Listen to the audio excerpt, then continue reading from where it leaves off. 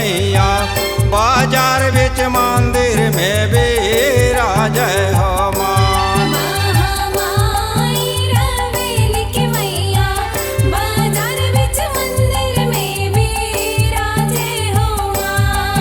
तो कौन कौन देवता कौन दिशा में, कौन कौन देवता कौन दिशा में कहाँ विराजे जाए।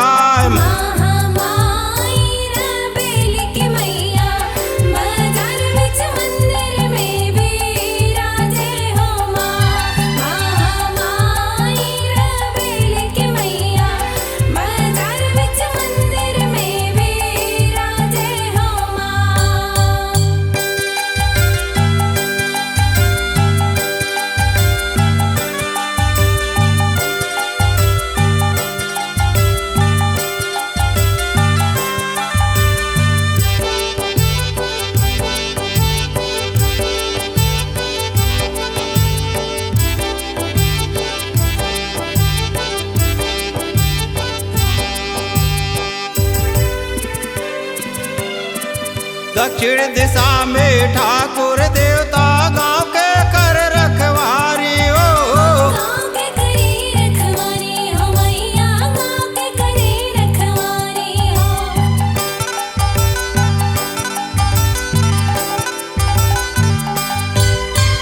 छोटे बड़े सब मिलके मैया चढ़ावे पान सुपारी हो।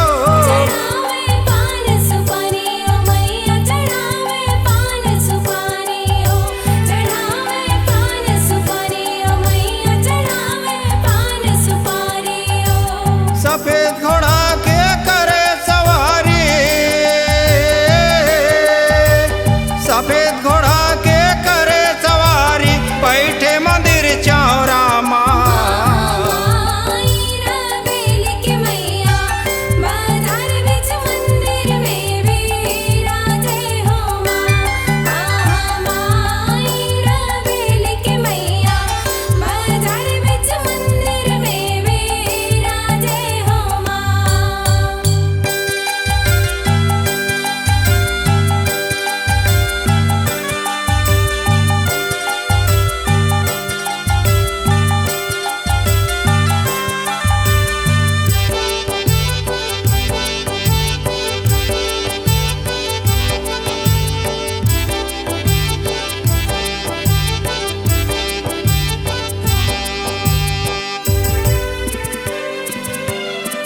पूरब दिशा में तोर एक बहनी हर शीतला नाम के विराजे हो।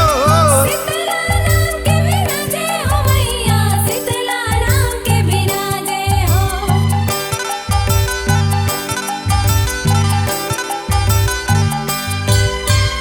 रण माजा थस शीतला मैया गधा के वाहन साजे हो। गधा के वाहन सजे हो मैया, गधा के वाहन साजे हो। गधा के वाहन सजे हो मैया, गधा के वाहन साजे हो। गाँव बस्ती ला शीतल करे बर, गाँव बस्ती ला शीतल करे बर बैठे हसनंदिया तीर माँ।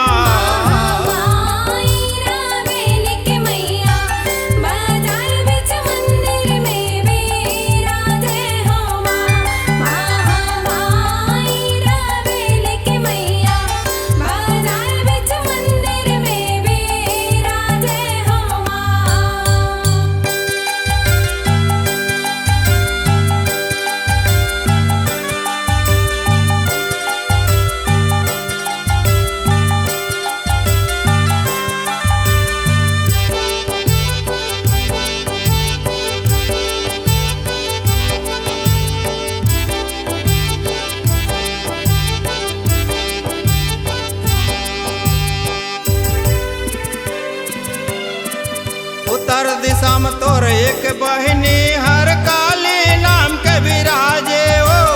काली नाम के विराजे हो मैया, काली नाम के विराजे हो।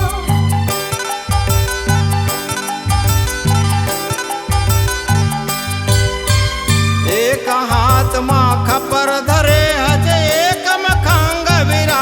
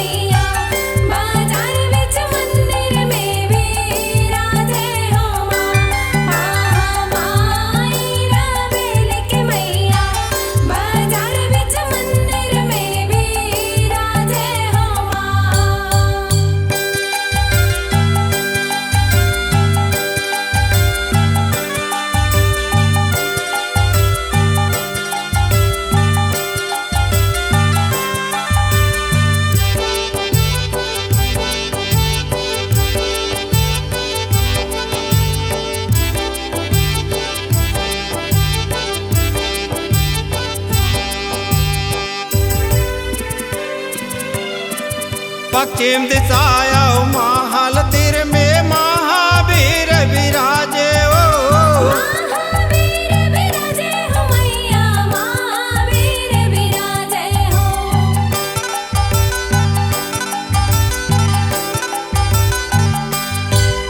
सीताराम के सेवा करता हृदय में राम विराजे ओ हृदय में राम विराजे हो मैया हृदय में राम विराजे हो हृदय में राम विराजे हो मैया हृदय में राम विराजे हो सब भक्तन के रक्षा करे बर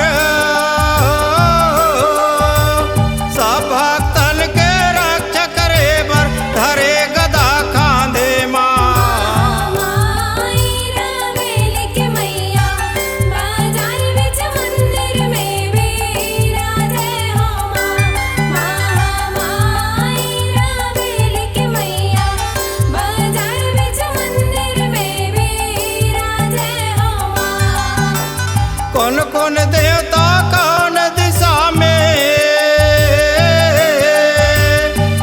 कौन देवता कौन दिशा में कहाँ विराजे जाए माई रवेल के मैया बाजार विच मंदिर में विराजे हो महामाई रबेलिक मैया बाजार बिच मंदिर में विराजे हो माँ महामाई रवेल के मैया बाजार विच मंदिर में विराजे हो महामाई रबेलिक मैया बाजार बिच मंदिर में